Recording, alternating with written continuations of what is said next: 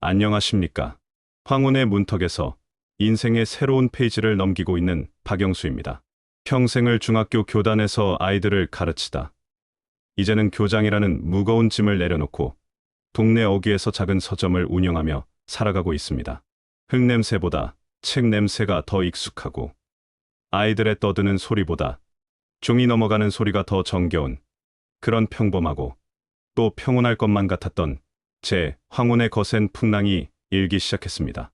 저는 오늘 제 남은 인생을 송두리째 흔들어 놓은 한 가지 고백에 대한 이야기를 들려드리려 합니다.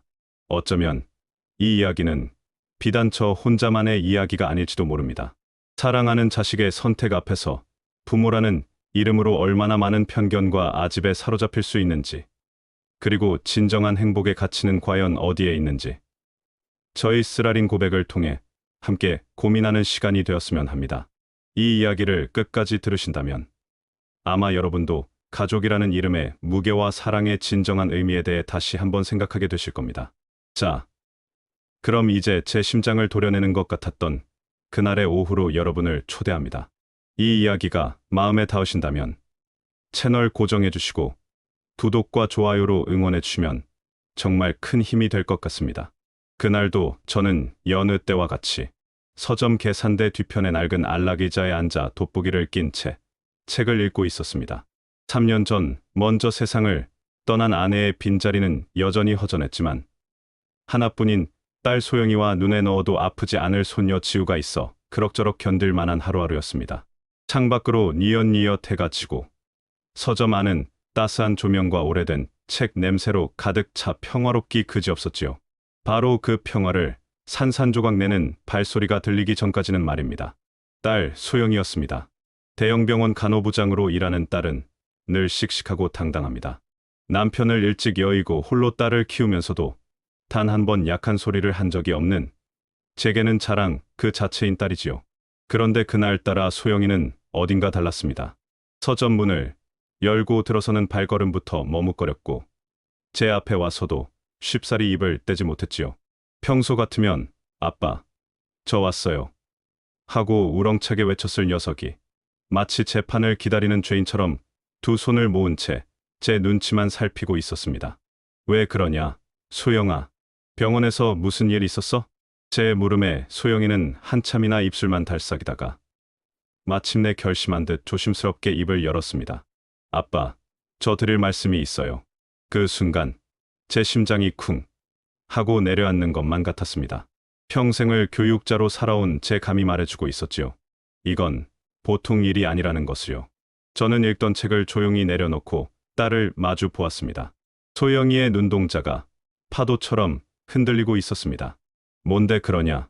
사람 긴장하게 하지 말고 어서 말해보거라. 제 재촉에 소영이는 깊은 숨을 한번 내쉬더니 제 인생을 통째로 뒤흔들 만한 폭탄을 던졌습니다. 아빠, 저도 이제 혼자가 아닌 삶을 꿈꿔봐도 될까요? 혼자가 아닌 삶이라니, 그게 무슨 말일까? 머릿속이 하얗게 변하는 것 같았습니다. 혹시 재혼이라도 하겠다는 말인가? 소영이가 남편을 잃은 지도 벌써 10년이 훌쩍 넘었습니다. 그동안 제가 넌지시 좋은 사람 만나보라고 몇 번 떠보긴 했지만 소영이는 늘 지우 키우는 것만으로도 벅차다며 손사래를 쳤었지요. 그런데 이제 와서 갑자기, 물론 딸이 좋은 짝을 만나 새 출발하는 것은 아비로서 더없이 기쁜 일입니다. 하지만 제 마음 한구석에서는 불안감이 싹트기 시작했습니다. 과연 어떤 사람이기에 저렇게 강하던 내 딸을 저토록 흔들어 놓았을까? 만나는 사람이 있구나. 제 목소리가 저도 모르게 딱딱하게 굳어나갔습니다. 소영이는 고개를 끄덕였습니다. 제 머릿속에서는 벌써 수만 가지 상상이 오갔습니다. 우리 소영이가 병원 간호부장이니 최소한 같은 병원 의사 정도는 만나지 않을까? 아니면 번듯한 사업가나 저처럼 교직에 몸담고 있는 사람이라면 더할 나위 없겠지. 평생을 가르치고 사람을 상대하며 살아온 제게는 사람을 판단하는 저만의 기준이라는 것이 있었습니다. 학벌, 직업, 집안 속물처럼 보일지 모르나 그 사람을 둘러싼 환경이 그 사람을 말해준다는 것이 제 지론이었지요. 제발 내 딸의 인생에 흠이 될 만한 사람은 아니기를. 속으로 얼마나 빌었는지 모릅니다. 어떤 사람이냐? 병원 사람이야? 기대 반, 걱정 반으로 던진 제 질문에 소영이는 잠시 머뭇거리더니 제 예상을 완전히 빗나가는 대답을 내놓았습니다. 아니요. 아빠, 저기 시장에서 떡집 하시는 분인데 정말 좋은 사람이에요. 순간 제 귀를 의심했습니다. 뭐라고? 떡집. 시장 떡집. 제 머릿속이 윙 하고 울리는 것 같았습니다. 대형병원 간호부장인 내 딸 박소영이가 고작 떡장수와 키가 거꾸로 솟는다는 말이 바로 이런 것이구나 싶었습니다. 저도 모르게 언성이 높아졌습니다. 지금 제정신으로 하는 소리냐? 떡장수라니. 그게 어디 가서 명함이나 내밀 수 있는 자리라고. 너 지금껏 어떻게 살아왔는데? 어떻게 쌓아 올린 자리인데? 고작 떡장수한테 내 인생을 맡기겠다는 거냐? 제 고함 소리에 소영이의 어깨가 파르르 떨리는 것이 보였습니다. 하지만 딸은 물러서지 않았습니다. 오히려 눈물을 애써 참으며 제게 맞섰지요. 아빠, 직업이 뭐가 중요해요? 그 사람은 누구보다 성실하고 따뜻한 사람이에요. 저와 지우에게 정말 잘해줘요. 성실하고 따뜻하면 다냐? 사람이 밥만 먹고 사냐? 남들 보기에 부끄럽지도 않아. 조장 딸이, 간호부장이 시장 떡장수랑 재혼한다고 동네방네 소문나면 내 얼굴은 뭐가 되냐는 말이냐 해서는 안 될 말까지 튀어나오고 말았습니다. 평생을 지켜온 교육자로서의 체면, 동네 사람들의 시선 그런 것들이 제 이성을 마비시켰습니다. 소영이는 결국 울음을 터뜨렸고 바로 그때였습니다. 학교를 마치고 돌아온 손녀 지우가 서점 문을 열고 들어선 것은 할아버지, 엄마 왜 그래요? 무슨 일 있어요? 지우는 저와 소영이 사이의 냉랭한 공기를 금세 알아차리고는 불안한 눈으로 우리를 번갈아 보았습니다. 소영이는 황급히 눈물을 닦으며 아무것도 아니라고 말했지만 영리한 지우가 속을 리 없었지요. 지우는 제게 다가와 조용히 물었습니다. 할아버지, 혹시 민준 아저씨 때문에 그래요? 민준 아저씨라니. 벌써 손녀딸까지 만나게 해준 모양이었습니다. 배신감에 치가 떨렸습니다. 아무 말도 못하고 입술만 깨물고 있는 저를 보며 지우는 제 소매를 잡아 끌며 말했습니다. 할아버지, 엄마가 웃는 모습 오랜만에 봤어요. 민준 아저씨 만나고 나서 엄마가 얼마나 행복해하는지 할아버지는 모르세요. 아저씨가 만들어준 떡이 세상에서 제일 맛있단 말이에요. 어린 손녀의 그 한마디가 제 가슴에 비수처럼 날아와 꽂혔습니다. 딸의 행복, 그리고 나의 체면.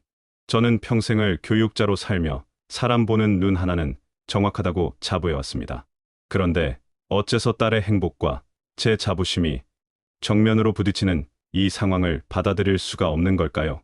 그 떡집 총각, 정민준이라는 사람이 대체 어떤 인간이기에 내 딸과 손녀를 저렇게 홀려놓았는지 도저히 이성적으로는 판단이 서지 않았습니다. 혹시 내 딸의 배경을 보고 의도적으로 접근한 것은 아닐까? 꿍꿍이가 있는 것은 아닐까? 의심은 꼬리에 꼬리를 물고 피어올랐습니다. 그날 밤, 저는 뜬 눈으로 밤을 새웠습니다. 그리고 결심했습니다. 남의 말이나 딸의 눈물에 휘둘릴 것이 아니라 내 눈으로 직접 확인해야겠다고. 평생 사람을 가르치고 판단해 온 박영수의 눈으로 그 떡집 총각 정민준이라는 사람의 됨됨이를 샅샅이 파헤쳐보리라고. 딸의 남은 인생이 걸린 문제입니다. 아비로서 이대로 물러설 수는 없었습니다. 과연 저는 떡집 총각 정민준이라는 사람에게서 무엇을 보게 될까요? 제 날카로운 눈이 그의 위선을 파헤치게 될까요? 아니면 제 평생의 자부심과 편견이 무너져 내리는 것을 목격하게 될까요? 여러분의 자녀가 비슷한 상황에 처한다면 어떤 선택을 하시겠습니까? 다음 이야기가 궁금하시다면, 그리고 제 선택을 끝까지 함께하고 싶으시다면 구독과 좋아요, 그리고 따뜻한 응원의 댓글을 부탁드립니다. 황혼의 선택, 2부 시장의 잠입자. 안녕하십니까? 박영수입니다. 제 평온했던 황혼에 불어닥친 떡집 총각이라는 태풍 앞에서 저는 결국 칼을 빼들었습니다. 딸아이의 인생을 어쩌면 우리 가족 모두의 미래를 좌우할지도 모르는 이 중대한 문제 앞에서 더 이상 방관자로만 머물 수는 없었기 때문입니다. 작전명, 떡집, 총각 파헤치기. 평생을 학생 선도와 교사 평가로 살아온 제 예리한 눈을 속일 수는 없을 것이라 다짐하며 저는 제 인생 단 한 번도 어울려 본 적 없는 곳으로 향했습니다. 바로 그가 있다는 동네 전통시장입니다. 교장 시절 입던 반듯한 양복도, 서점에서 즐겨 입던 단정한 스웨터도 모두 옷장 깊숙이 밀어 넣었습니다. 대신 몇 년간 입지 않아 좀이 쏠 뻔한 낡은 등산용 점퍼를 걸치고 얼굴을 반쯤 가리는 푹 눌러 쓰는 모자까지 챙겼지요. 거울 앞에 선 제 모습은 영락없는 장 보러 나온 심술궂은 늙은이에 불과했습니다. 헛기침이 절로 나왔지만 어쩔 수 없었지요. 완벽한 위장을 위해서라면 이 정도 수고는 감수해야 했습니다. 쿵쾅거리는 심장을 애써 진정시키며 저는 비장한 각오로 시장 입구로 들어섰습니다. 비릿한 생선 냄새와 구수한 채소 냄새, 시끄러운 흥정 소리가 뒤섞인 시장은 제 서점과는 완전히 다른 세상이었습니다. 정신이 하나도 없었지요. 사람들 사이를 요리조리 비집고 들어가 마침내 민준이네 떡집이라는 간판을 발견했을 때 저는 저도 모르게 마른 침을 꿀꺽 삼켰습니다. 가게 앞에는 김이 모락모락 피어오르는 떡들이 먹음직스럽게 진열되어 있었고 그 너머로 문제의 사내가 보였습니다. 햇볕에 검게 그을린 피부, 떡 반죽을 하도 만져 굵어진 팔뚝과 거친 손, 영락없는 시장 장사꾼의 모습이었습니다. 하, 우리 소영이가 저런 막노동꾼 같은 사내에게 속에서부터 뜨거운 것이 치밀어 올랐습니다. 그런데 손님을 대하는 그의 얼굴에는 제 예상과는 다른 표정이 있었습니다. 사람 좋은 웃음, 꾸며낸 웃음이 아닌 입가와 눈가에 진심이 담뿍 담긴 그런 친근한 미소였습니다. 장사꾼의 상수일 뿐이다. 애써 스스로를 다잡으며 저는 손님인 척 떡 매대 앞으로 다가섰습니다. 인절미 한 팩에 얼마요? 최대한 퉁명스럽게 딱딱하게 물었습니다.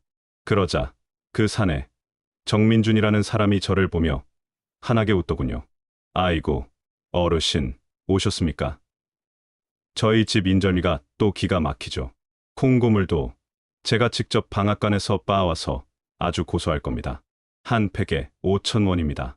목소리에는 군더더기 없는 활기가 넘쳤습니다.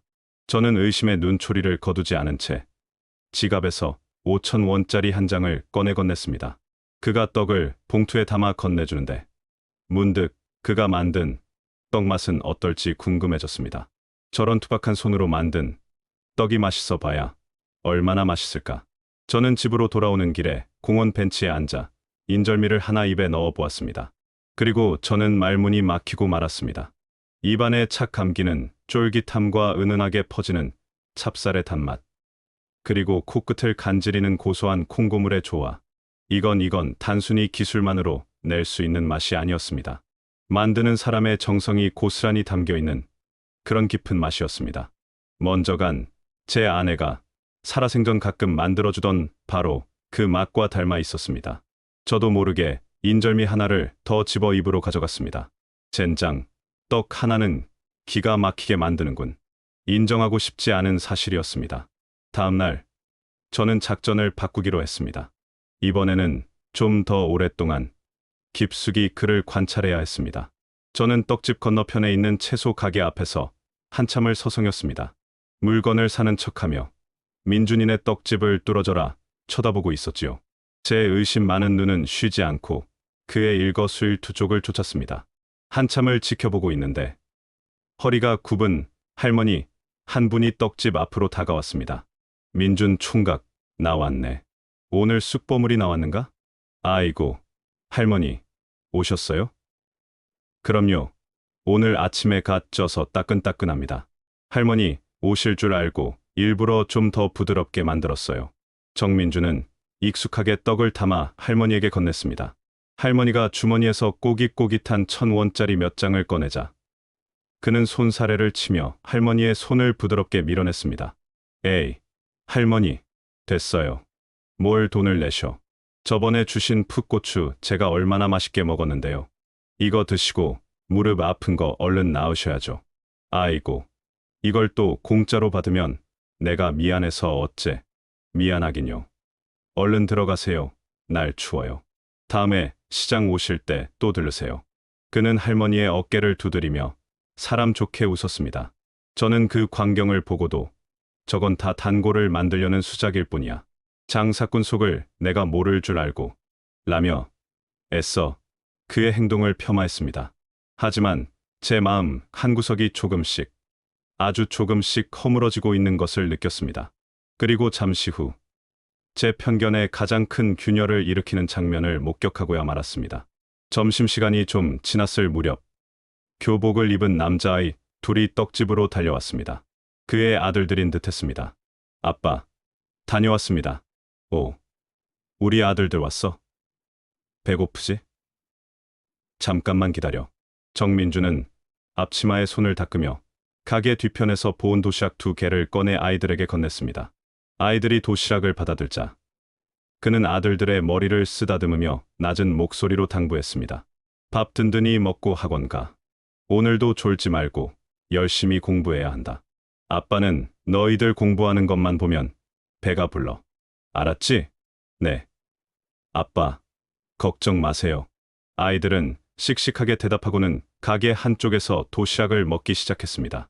저는 그 모습을 보며 망치로 머리를 한 대 얻어맞은 듯한 충격을 받았습니다. 공부. 학벌도 변변찮을 저 떡장수가 자식들에게 공부를 저토록 강조하고 있었습니다. 그것도 아주 진심 어린 얼굴로. 평생을 교육의 중요성을 외치며 살아온 제게 그 모습은 너무나도 낯설고 이질적이면서도 동시에 외면할 수 없는 강렬한 인상을 남겼습니다. 그의 정직함, 그의 인심, 그리고 자식, 교육에 대한 그의 뜨거운 열망. 제가 오늘 본 것들은 분명 좋은 사람의 증거들이었습니다. 하지만 제 머릿속은 더욱 복잡해졌습니다. 그래, 사람 자체는 괜찮을지도 모른다. 하지만 그게 다가 아니지 않은가. 교장 딸, 간호부장인 내 딸 소영이와 시장 떡장수. 이 둘 사이에 넘을 수 없는 사회적 격차는 어떻게 한단 말입니까? 동네 사람들, 친척들 얼굴은 어떻게 보고 머릿속이 터질 것 같았습니다. 사람은 좋아 보이지만 과연 우리 소영이와 어울릴까? 저 남자가 과연 내 딸을 평생 행복하게 해줄 수 있을까? 아니, 행복하게 해줄 자격이 있는 사람일까? 첫 번째 관찰은 그렇게 제게 더 큰 혼란과 고민만을 안겨준 채 끝이 났습니다. 하지만 저는 여기서 멈출 수 없었습니다. 한 번의 관찰로는 부족하다. 그의 진짜 속마음, 감춰진 모습까지 모두 알아내야만 했습니다. 그래서 저는 더욱 대담하고 위험한 두 번째 잠입을 계획하기 시작했습니다. 과연 그의 진짜 얼굴은 무엇일까요? 다음 편에서는 더욱 깊숙이 그의 일상으로 파고드는 제 두 번째 관찰기가 이어집니다. 부디 저의 이 아슬아슬한 여정을 끝까지 함께 해주시길 바라며 구독과 좋아요로 응원해주시면 감사하겠습니다. 황혼의 선택, 삼부 불길 속에서 핀 진심. 안녕하십니까?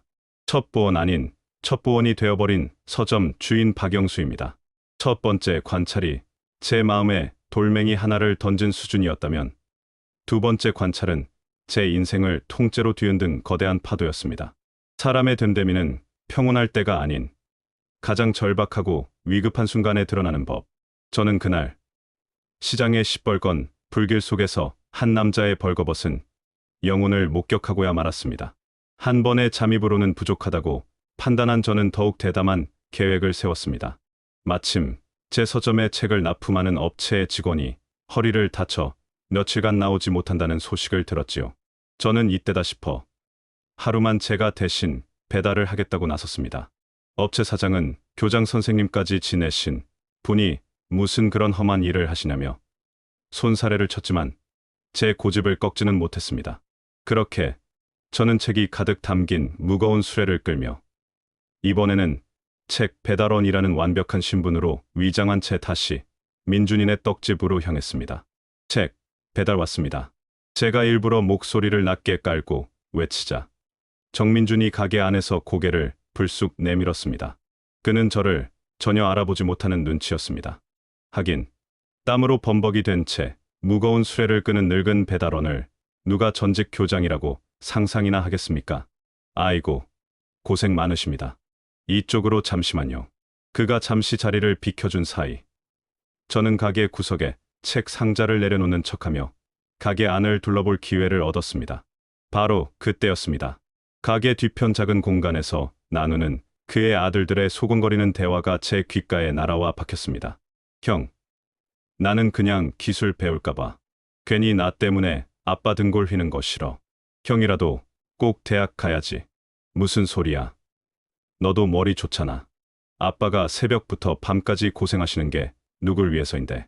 같이 힘내서 둘 다 대학 가면 아빠가 얼마나 좋아하시겠어. 쓸데없는 소리 하지 마.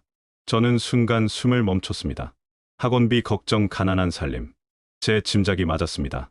역시나 경제적으로 넉넉지 못한 형편이었던 겁니다. 한편으로는 그럼 그렇지 하는 못된 마음이 들면서도 다른 한편으로는 어린 나이에 철이 들어 서로를 위하는 아이들의 모습에 가슴 한쪽이 아려왔습니다. 저런 아이들을 키워낸 아비라면 결코 나쁜 사람일 리는 없을 텐데 제 머릿속은 또다시 복잡한 실타래처럼 엉켜 들어갔습니다. 바로 그 순간 제 모든 고민을 불태워 버릴 끔찍한 사건이 터지고야 말았습니다. 불이야. 건어물 가게에 불났어요. 시장의 정적을 깨는 한 상인의 날카로운 비명이었습니다. 그와 동시에 매캐한 연기가 사방으로 퍼져나가기 시작했습니다. 시장은 순식간에 아수라장이 되었습니다. 사람들은 비명을 지르며 밖으로 뛰쳐나갔고 여기저기서 고함과 울음소리가 터져나왔습니다. 저는 너무 놀라 그 자리에 얼어붙고 말았지요. 민준이네 떡집은 불이 시작된 건어물 가게와 불과 두어 칸밖에 떨어져 있지 않았습니다. 바람이라도 불면 금세 불길이 번질 수 있는 위험한 상황이었지요. 당연히 정민준 역시 자신의 가게부터 챙길 것이라 생각했습니다. 저 같아도 그랬을 겁니다. 평생의 일터이자 전 재산이 걸린 곳이니까요. 하지만 그는 제 예상을 완전히 박살내버렸습니다. 그는 자신의 아들들에게 너희들은 어서 밖으로 나가 있어. 빨리라고 소리쳐 내보내더니 가게에 있던 소화기를 들고 자신의 가게가 아닌 불길이 치솟는 건어물 가게 쪽으로 달려가는 것이었습니다.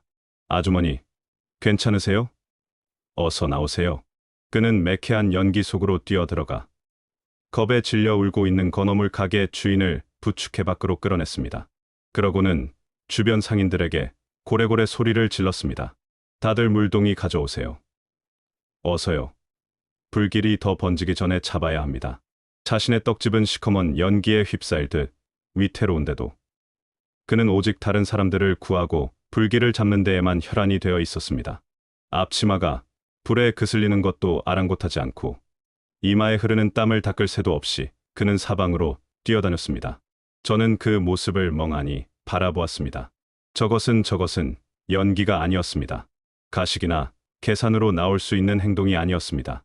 자신의 손해를 감수하고서라도 이웃을 먼저 돌보는 저 용기와 희생정신.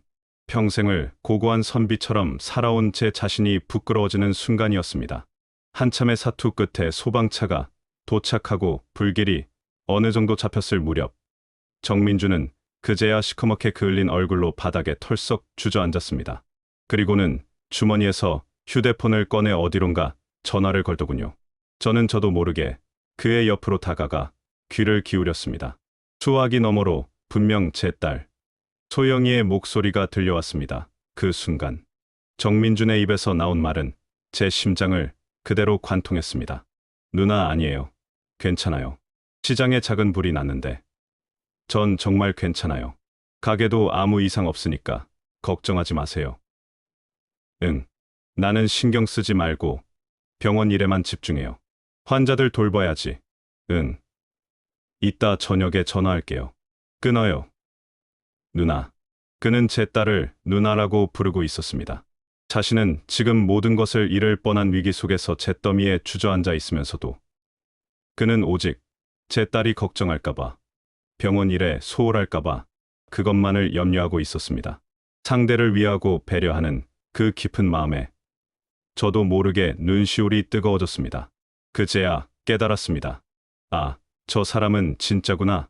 평생을 지켜온 제 편견과 아집의 성벽이 와르르 무너져 내리는 소리가 들렸습니다.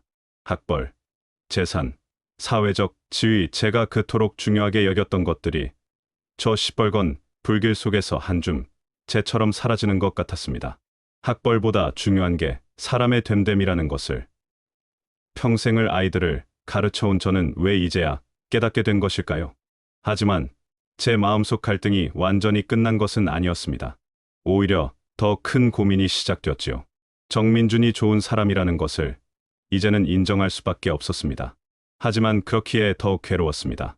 저렇게 착하고 희생적인 사람 옆에서 과연 내 딸 소영이가 고생하지 않고 살 수 있을까? 사랑만으로 현실의 벽을 넘을 수 있을까? 그의 진심을 확인했지만 이제는 아버지로서 딸이 겪어야 할 현실적인 고생이 눈앞에 선이 그려져 마음이 더 무거워졌습니다. 저는 이제 어떻게 해야 할까요?